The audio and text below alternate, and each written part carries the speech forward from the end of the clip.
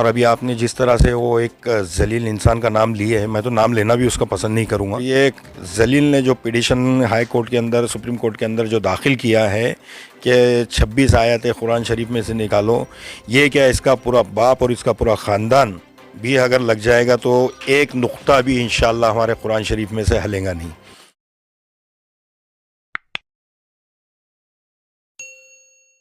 आप देख रहे हैं एसडीएम न्यूज़। मैं हूं रियाज अंसारी।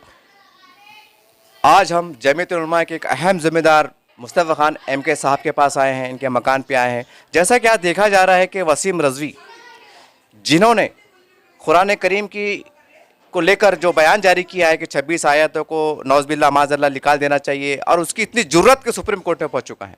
इसी पे हम कुछ बातें सवाल जवाब करने के लिए आज उनके साथ मौजूद हैं। सर, पहले आपका अपना पूरा तारुफ दीजिए। और ये जमीयत उलमा एक बहुत ही एक मतहरिक तहरीक है, एक बहुत बड़ी जमात है, और हम समझते हैं कि ऐसा कोई ज़िंदगी का शोबा नहीं जहाँ पे जमात काम नहीं करती हूँ, और ये इतना बड़ा मसला उभर के आया है। तो इसके बारे में आप थोड़ा बताइए कि आपकी हिकमत अमली क्या है और आपका जो है तो नुक्ता नज़र क्या है। बिस्मिल्लाहिर्रहमानिर्रहीम।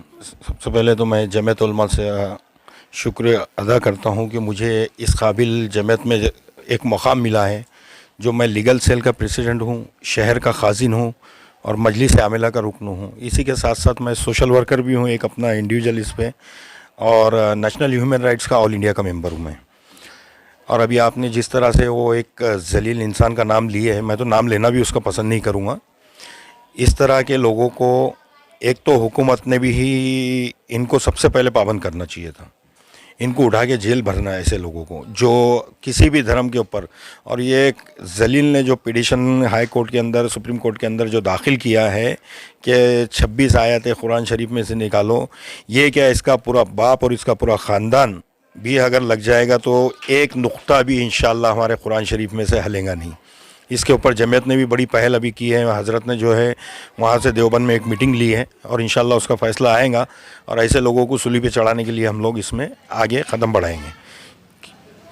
सर, ये भी देखा जा रहा है कि आमतौर से इस तरह की हरकतें होती हैं तो शिया और सुन्नी मुसलमानों को लड़ाने की इसकी भी इसका एक राज होता है, एक कारण होता है कि हम ये समझें कि आने वाले चंद दिनों के अंदर जो जमीयत उलमा जो तो हमारे शिया हजरात के जो उलमा इकराम हैं, इनको साथ में लेके हमारे बहुरी समाज के जो कहीं ना कहीं हमारे से जुड़े हुए हैं, इनको साथ में लेकर, ताकि एक पैगाम चले जाए कि आपकी जो मंशा है कि सुन्नी मुसलमानों को लड़ाने की, वो नाकाम हो। क्या ऐसा कुछ करने जा रहे हैं आप?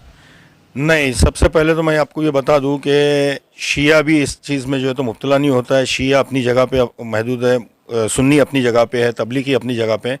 ये फ़िरके बटे हुए नहीं है अभी मुस्लिम के अंदर, लेकिन इनके अंदर चंद जो है दलाल, जो किसी हुकूमत के दलाल हो या अपनी पब्लिसिटी के लिए इस तरह के हरकतें जो करते हैं, ये रज़वी जैसा कुत्ता एक जलील इंसान जो है, तो ऐसे लोगों को थोड़ा सा बढ़ावा देते हैं ये लोग। लेकिन अभी हमारे पास औरंगाबाद में अज्जू ज़ैदी जो इस कमेटी, शिया कम्युनिटी से भी है, उन्होंने भी कल एक बयान जारी किया इसी तरह से कि हम लोग नहीं मानते इस तरह के इंसान को। वो शियाओं ने भी उसका बाइकआउट किया हुआ है, हर इसने जो है तो बाइकआउट किया हुआ है। और रज़वी जो है वसीम रज़वी, वो उसको हर कम्युनिटी ने बाइकआउट किया है। अब उसको कुछ मिल नहीं रहा है, तो जिधर उसको दुम हिलाने को टुकड़ा मिल रहा है, उधर वो दुम हिला रहा है। और उसने तो 26 आयतों की बात कर रहा है। मैंने आपको अभी जैसे बताया कि इंशाअल्लाह कुरान शरीफ के अंदर से एक नुक्ता भी इधर से ज़ेर ज़बर भी इधर से उधर नहीं हो सकता है। और इस तरह के जलीलों के लिए हमारे पास में कम्युनिटी में, कोई भी कम्युनिटी में कोई जगह नहीं है। आज हर धर्म का लोग इंसान जो है कुरान शरीफ की जो है तिलावत भी करता है, बहुत सारे गैर धर्म के लोग भी उसको मानते हैं। और हमारा तो कुरान तो हमारी तो लिए तो सबसे अहम किताब है हमारे लिए, और उसके अंदर अगर ऐसा कुछ होगा या हमारे अल्लाह पे, अल्लाह के रसूल पे ऐसा जिस तरह की जो ये करते हैं, उसके लिए जमीयत हमेशा आगे आके लड़ती है। सर, आज देखा जा रहा है कि पूरे देश भर में, पूरे भारत देश में ये आवाज़ उठ रही है कि भाई जो भी व्यक्ति अगर व्यक्तिगत तौर से किसी धर्म के ऊपर जो है तो टीका करता है या उसका अपमान करता है, तो ऐसा कानून बनना चाहिए कि 30 दिन के भीतर कुछ सजाए मौत यानी कि फांसी होना चाहिए। इसके ऊपर जमीयत का क्या अपना पक्ष है? बिल्कुल, इसके लिए भी इंशाल्लाह जमीयत जो है तो आगे अभी दिल्ली से जैसे ही फैसला आएगा इसके अंदर, वहाँ से जो है तो पिटीशन दाखिल भी करेंगे। और वो किसी भी धर्म को, किसी भी कास्ट के ऊपर अगर कोई भी इस तरह की टिप्पणी करता है तो वो बर्दाश्त के काबिल नहीं होगी। और हमारा इस्लाम भी यही चीज़ हमको सिखाता है कि किसी भी धर्म के ऊपर हमको जो है उंगली नहीं, तोहमत नहीं लगानी है, उंगली नहीं उठानी है। तो हमारे इस्लाम के ऊपर भी अगर कोई उठाएगा तो कैसा बर्दाश्त होगा? वो बर्दाश्त नाकाबिल बात है वो। अब मुस्तफा भाई, अब थोड़ा हम एक सामाजिक काम पे आते हैं, और हमने देखा है, हमने आपकी कई ग्राउंड रिपोर्टिंग कवर की हैं कि आप सामाजिक कार्यकर्ता के तौर पे भी देखे जाते हैं, सरगर्म अमल है आप। और जैसे आपको पता है कि वक्फ बोर्ड के घोटाला आया है 100 करोड़ का, इम्तियाज़ जलील साहब ने उसको उठाया है, बहुत शिद्दत से उठाया है। हम समझते हैं कि महाराष्ट्र में ये पहले ऐसे खासदार है मुस्लिम जिन्होंने वक्फ के ऊपर बहुत ताकत के साथ आवाज़ उठाई है। और हमारे औरंगाबाद शहर में जैसा गांधली है, हरसूल है, चिकलठाना है, चीतेगांव है, वालुज है, यहाँ पर इतनी ज़मीन है कि यार खुली, यानी कि उस पर कोई विवाद नहीं है, 350-400 एकड़ ज़मीन है कि। और जमीयत का एक अपना एक हमेशा देखा गया है कि ये गरीबों के लिए काम करती है। हमने देखा इससे पहले कि हमने एक जलजला आया था कि आपने 750-800 मकान बना के दिए थे, जो ऑन रिकॉर्ड है। तो क्या हम ये तवक्को करें, गरीब मुसलमान आपकी जमीयत मतलब जमात से तवक्को रखे कि आने वाले दिनों में आप जो है तो इम्तियाज़ साहब से नुमाइंदगी करते हुए, महाराष्ट्र सरकार से नुमाइंदगी करते हुए, वक्फ बोर्ड से नुमाइंदगी करते हुए हज़ारों बेघर मुसलमानों को घर दिलाने काम करेंगे आप? जी बिल्कुल करेंगे इंशाल्लाह। हम उसके अंदर जो है इम्तियाज़ भाई ने जो एमपी साहब ने जो पहल की है, काबिल तारीफ़ मुबारकबाद है वो पहल।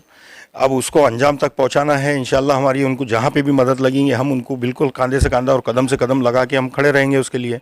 और जहाँ पे भी इंशाल्लाह इस तरह की, आज जो है कई लोगों के पास में मकानात नहीं है, घर नहीं है अपने खुद के।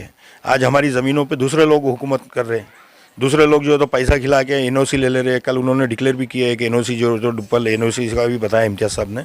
और इम्तियाज़ साहब की ये पहल जो है ये काबिल तारीफ़ मुबारकबाद है।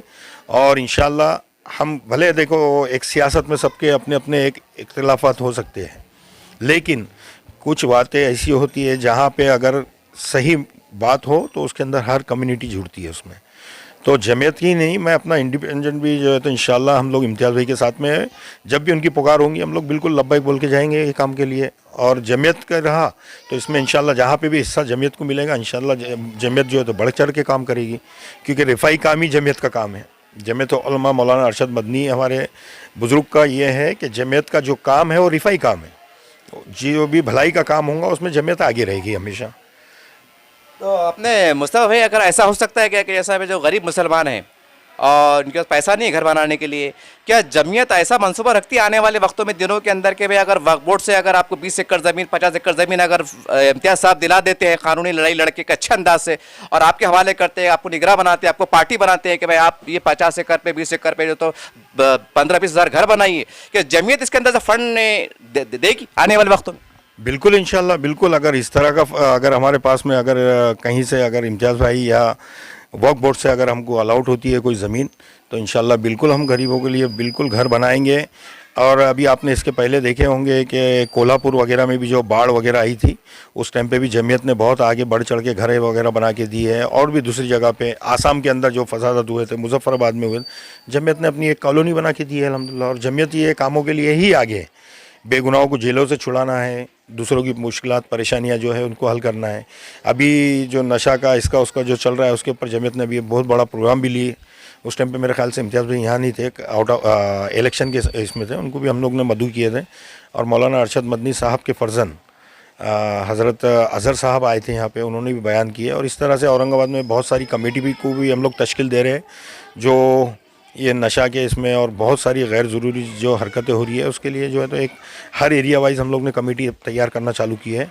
और इंशाल्लाह अगर ये ज़मीन देते हैं तो बिल्कुल जमीयत उस पर बढ़ चढ़ के हिस्सा लेके काफ़ी मकानात बना के देगी। सर, एक सियासी तौर पे मैं थोड़ा सा आपसे सवाल कर लूँ कि आखिर क्या कारण है कि पूरे महाराष्ट्र लेवल के अंदर राष्ट्रवादी है, कांग्रेस है, यहाँ हमारे कई छोटे बड़े जिम्मेदार हैं, दिग्गज नेता हैं, उनकी तरफ उनकी जानिब से कोई ठोस वक्फ जो बोर्ड का घोटाला है उसके तहफ़्फ़ुज़ को लेके और जो खाली ज़मीनात पड़ी हैं और उसको मुसलमानों में तकसीम करने के वास्ते, इस संदर्भ में, इस मनाजिर में, पस मंज़र में कोई ठोस बयान नहीं आया। तो आप एक मुस्लिम क़यादत के तौर पर, एक मुस्लिम सियासत के तौर पर इस पूरे लाएमल को आप किस तरह से देखते हैं? क्योंकि आज तक जितने भी हमारे पास में लीडरशिप आई है उन्होंने अपना घर अपना जेब भरने की कोशिश की है ज़्यादातर। मैं नाम तो नहीं लूँगा, अभी बहुत ये लीडर है, एक भी नहीं है, ऐसा बोल ही नहीं सकते। लेकिन कोई पहल अभी जैसी इस तरह से इम्तियाज़ भाई ने छेड़ा, ये बहुत ही अच्छी पहल है और इसके ऊपर होना भी चाहिए, अमल राह अमल होना चाहिए। अब इसके अंदर एमएम शेख साहब हैं, दूसरे और भी दीगर फौजिया मैडम हैं, ये मेंबरशिप में फौजिया मैडम भी इम्तियाज़ भाई ने जिस तरह से, तो फौजिया मैडम का भी काम है, ये दूसरे पक्ष से, लेकिन ये बात के लिए दोनों को साथ में आना है और उनको सपोर्ट करेंगे तो इंशाल्लाह बहुत अच्छा होगा आगे। कुछ हमारी कम्युनिटी के अंदर जो गरीब माशरे के लोग हैं उन लोगों को घर मिलेगा, इससे बड़ी और क्या खुशी होनी चाहिए। एक घर अगर किसी को छत हो जा रहा है किसी को, तो उसके लिए और उससे बड़ी क्या ये होंगी, ये दुनिया भी संवर जाएंगी और आखिरत भी अल्लाह ताला संवार देंगे इसमें इंशाल्लाह। ये थे मुस्तफ़ा खान MK, और ये जमीयत उलमा के बहुत ज़िम्मेदारों में माने जाते हैं, और ख़ासकर पूरे औरंगाबाद के अंदर हम समझते हैं मराठवाड़े में इनकी एक समाजी खिदमत को बड़े कदर निगाह से देखा जाता है। इन्होंने एक बहुत बड़ी बात कही है, हमने उनसे खुल कर सवाल किया था कि अगर वक्फ बोर्ड और इम्तियाज़ जलील साहब, M.A. शेख साहब, फौजिया मैडम, अगर ये कौम के जज्बे से सरशार, क्योंकि वक्फी ज़मीनात खालिसन गरीब यतीम परेशान लोगों के लिए होती हैं, अगर वो उनको कुछ ज़मीन देते हैं, जमीयत के अंडर में देते हैं, एक कानूनी कार्रवाई करके जो भी तरीक़ेकार होता है, तो जमीयत के ज़िम्मेदार ने एक बहुत अहम बयान जारी किया है कि अगर 50,000 का घर की अगर वो टारगेट करते हैं, तो ये जमीयत इतनी बड़ी हिंदुस्तान की पावरफुल जमात है, और हम समझते हैं बड़े बड़े लोग उनसे जुड़े हुए हैं, ये बहुत कम टाइम में सरमाया जमा कर सकते हैं और 50,000 घर का टारगेट पूरा कर सकते हैं। और कई बार हमने देखा है फिसादात के मौके पर, सैलाब के मौके पर जमीयत ने बहुत बड़ा काम किया है, और जमीयत एक बहुत बड़ा नाम है, एक बहुत बड़ा काम है। तो हम समझते हैं कि हमारे जो नेता हैं मुस्लिम, और ख़ासकर इम्तियाज़ जलील साहब, फौजिया मैडम साहिबा, M.A. शेख साहब, और ख़ास तौर से वक्फ मंत्री नवाब मलिक साहब, हम समझते हैं कि ये पैगाम को, इनकी बात को बहुत गौर से सुन रहे होंगे और समझने की कोशिश करेंगे,